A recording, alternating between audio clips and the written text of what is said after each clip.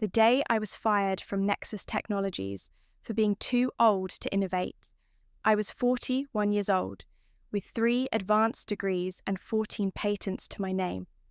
That same afternoon, I emptied my retirement account, sold my Tesla, and made the first entry in what would become the most valuable algorithm in data security history, all because my 28-year-old CEO thought a woman my age belonged in middle management, not leading his R&D division.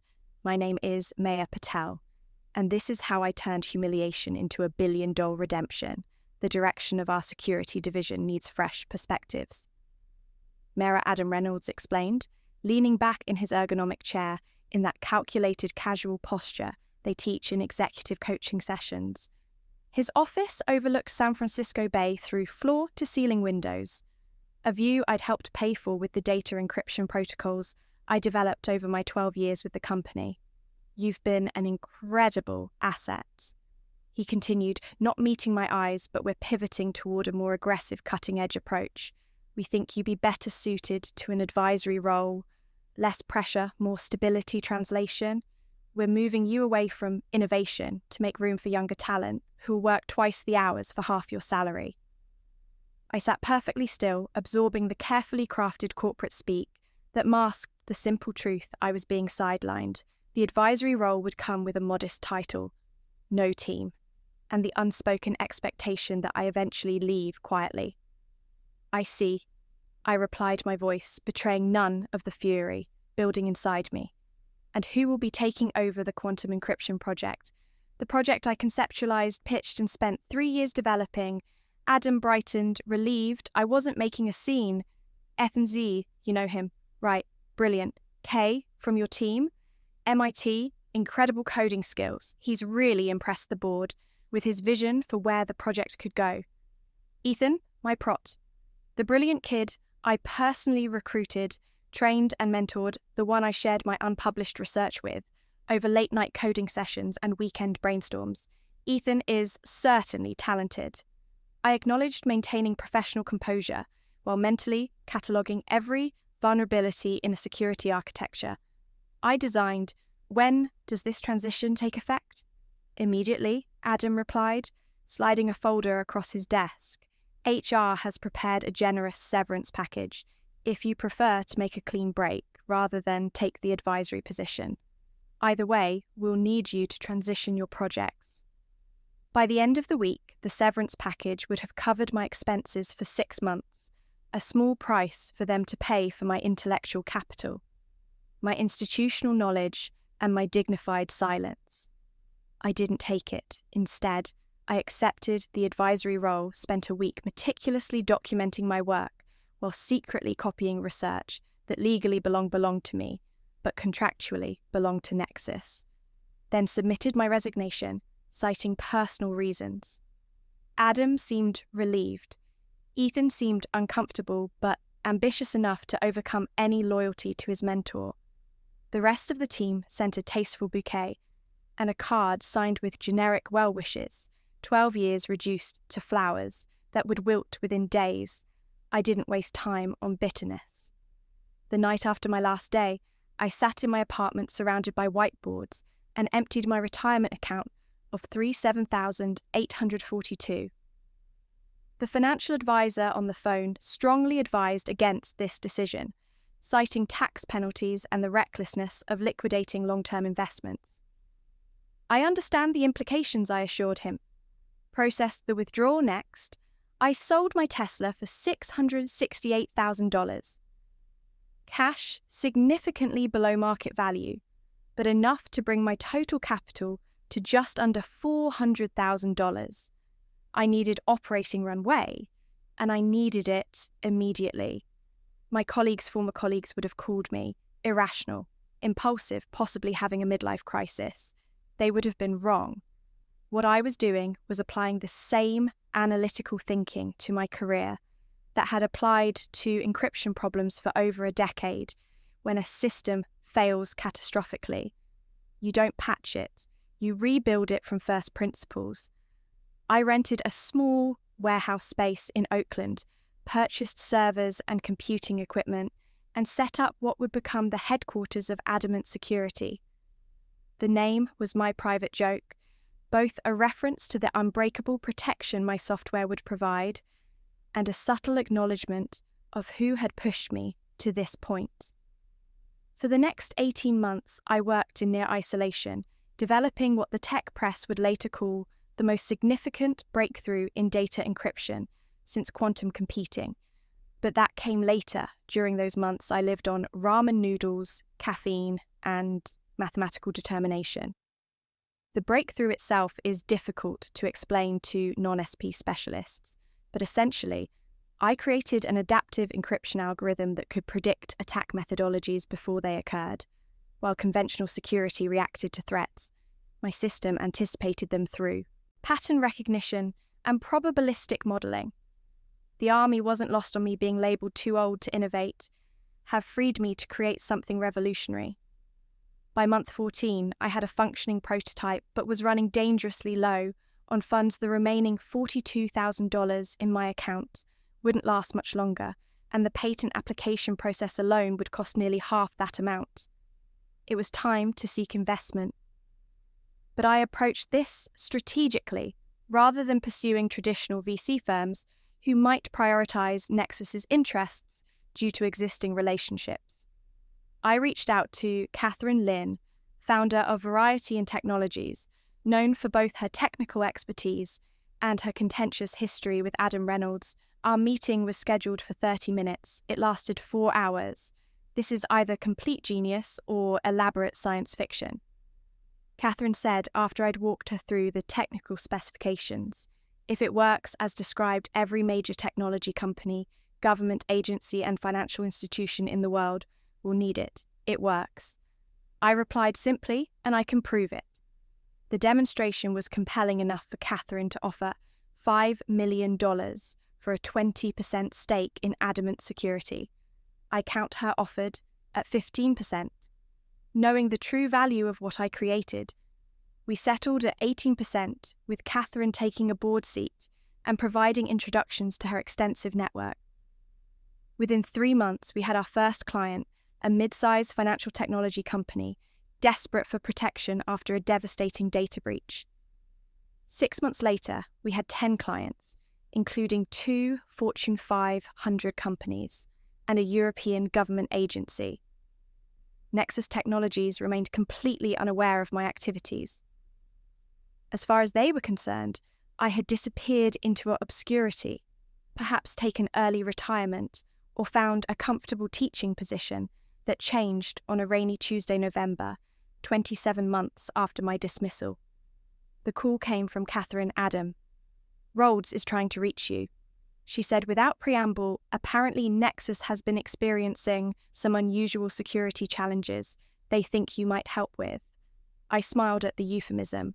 Unusual security challenges was corporate speak for we're being systematically hacked and can't stop it. How did they trace Adamant back to me? I asked, genuinely curious. I've been careful to maintain a low profile, serving as CTO, while Catherine handled the more public, facing aspects of the business they didn't. Catherine replied, amusement evident in her voice. "They have no idea you founded a security company. They're reaching out to former employees with relevant expertise, and your name naturally came up. ENO suggested they contact you. The perfect symmetry of the situation wasn't lost on me. The brilliant kid who had taken my position was now recommending they asked for my help. What would you like me to do? Catherine asked. I considered my options carefully. Vindictive satisfaction would be refusing the meeting. Letting Nexus suffer the consequences of their decision, strategic advantage would be taking the meeting, learning about their vulnerabilities, and using that knowledge to further refine Adamant's products. But there was a third option, one that would satisfy both personal and professional objectives. Set up the meeting.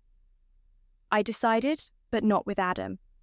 I'll meet with their technical team only, and I'll require a comprehensive NDA that protects Adamant's interests. 2 days later, I walked into Nexus Technologies. For the first time in over 2 years, the receptionist didn't recognize me. The security guard issued me a visitor badge. asking me to spell my name twice to get it right in the conference room. I found Ethan Z and 3 security engineers I didn't recognize. Ian had aged not physically, but in the worn expression of someone carrying excessive responsibility. When he saw me, genuine relief washed over his face. "Dr. Patel," he said, standing to greet me, "thank you for coming. We've been facing some complex challenges." "So I understand," I replied neutrally. "I've reviewed the NDA and I'm ready to proceed." For the next hour, they detailed the attacks Nexus have been experiencing, sophisticated targeted breaches that somehow anticipated their defensive measures before implementation. Their quantum encryption project, my quantum encryption project, had stalled, hampered by conceptual limitations they couldn't overcome. "It's as if the attackers can see our security architecture from the inside," one engineer explained. "We change our protocols and within hours they've adapted." I nodded, saying little, asking precise questions that led them to reveal the full extent of their vulnerability. It was worse than I'd imagined. Not only was their security compromised, but the fundamental approach they'd taken after my departure was fundamentally flawed.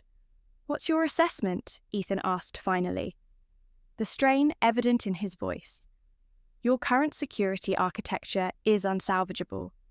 I stated, matter-of-factly, you need to implement a predictive defense system rather than continuing with reactive measures.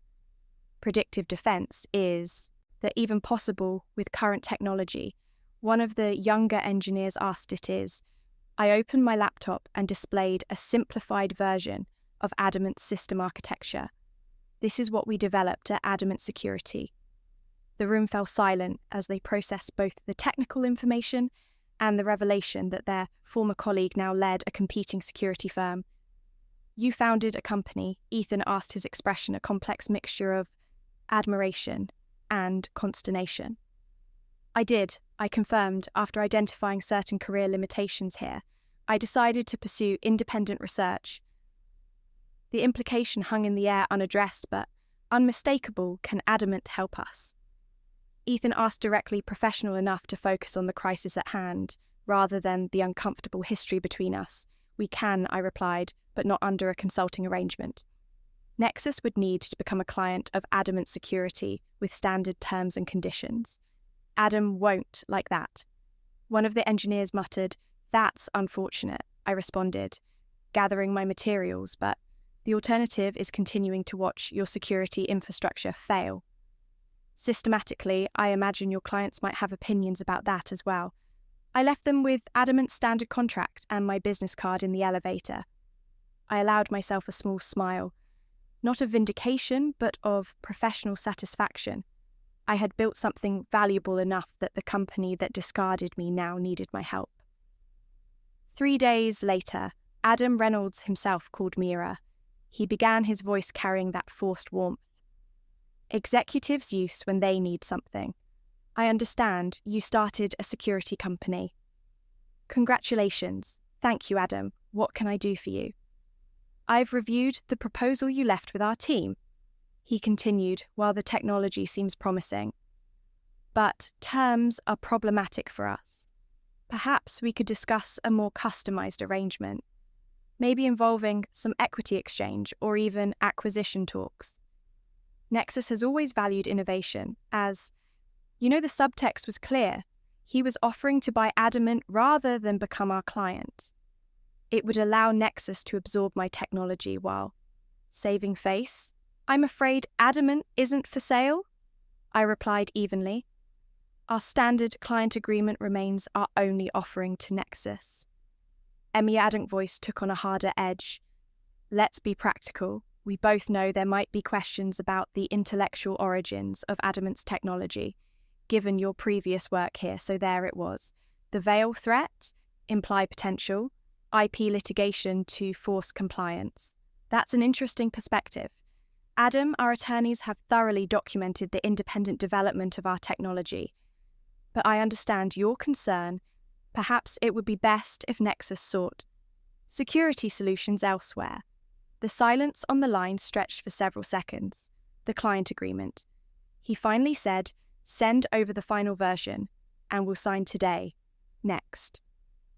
Technologies became Adamant, security's highest-paying client. Implementing our system across their entire infrastructure, the attacks ceased within weeks. Their stock price, which had been declining due to security concerns, rebounded sharply. 6 months later, Catherine brought news that changed everything. Google is interested in acquiring Adamant, she announced during our weekly strategy meeting. Initial offer is $1.2 billion. The figure hung in the air between us, representing a validation. I hadn't realized I still needed. They want you to stay on as chief security architect.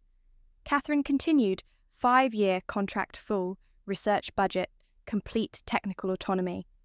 I thought about the journey from the humiliation in Adam's office to building something valued at over $1 billion in less than 4 years, about emptying my retirement account and selling my car to fund a vision no one else could see, about proving definitively and irrefutably that innovation had nothing to do with age and everything to do with perspective schedule. The meeting, I told Catherine, let's hear what they have to say. The acquisition closed 3 months later at $1.4 billion, my share after Catherine's stake, and other minor investors was just over $1 billion. The press release announced me as pioneering security researcher, Dr. Meera Patel, who have led Google's new advanced security division. On the day the acquisition was announced, I received a text message from Ethan. You deserve better from us. Congratulations on building something remarkable. I appreciated his acknowledgement, but found I no longer needed it. The validation I'd once saw from Nexus had been rendered irrelevant by what I built without them. 2 weeks later, attending a technology conference as one of the keynote speakers, I encountered Adam Reynolds in the hallway between sessions. His company badge identified him now as strategic advisor. The same role he'd once offered me, corporate fortunes, changed quickly in technology. Meera, he greeted me with the careful deference people showed to those who have demonstrably surpassed them. Remarkable achievement with Adamant, if I'd known what you were capable of. You did know, I interrupted gently. That was never the issue. Adam, I left him there in the hallway, moving toward the stage where I would present Adam and technology to an audience of industry leaders. The greatest revenge I've discovered isn't showing others what they missed. It's creating something so significant that their opinion becomes irrelevant. Every dismissal, every underestimation, every closed door became fuel for the determination that built Adamant. When I speak to young technologists now, especially women navigating male-dominated industries, I tell them this: your value isn't determined by those who fail to recognize it. Sometimes being underestimated is the greatest competitive advantage you'll ever have, after all. No one watches the person they've dismissed as too old to innovate, which gives you all the freedom in the world to prove them catastrophically wrong.